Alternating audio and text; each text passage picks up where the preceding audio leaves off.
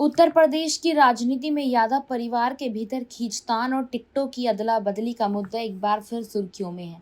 Samajwadi party के कद्दावर नेता और प्रगतिशील समाजवादी पार्टी के अध्यक्ष शिवपाल सिंह यादव ने 2024 के लोकसभा चुनाव को लेकर बड़ा खुलासा किया है।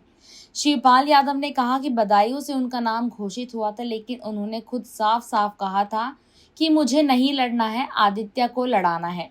आदित्य यानी उनके बेटे, जिनकी राजनीति में एंट्री लंबे समय से चर्चा का विषय बनी हुई थी।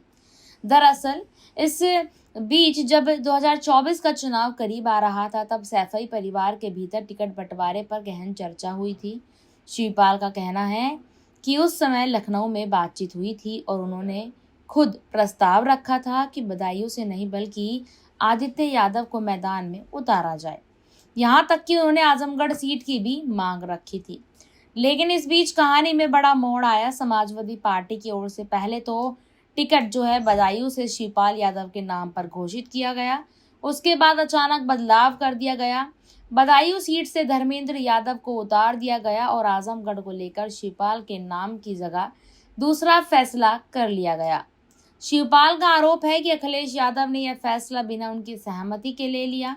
उन्होंने कहा कि डिक्लेयर तो मेरा नाम हुआ था, लेकिन बाद में अखिलेश ने बदला। उन्होंने कहा कि बदायूं से सिर्फ आप ही जीत सकते हैं। यह बयान सीधे सीधे यह संकेत देता है कि यादव परिवार के भीतर चुनाव से पहले भी मनमुटाव और अविश्वास की स्थिति बनी रही। आजमगढ़ और बदायूं दोनों ही सीटें समाजवादी पार्टी का गढ़ मानी जाती हैं।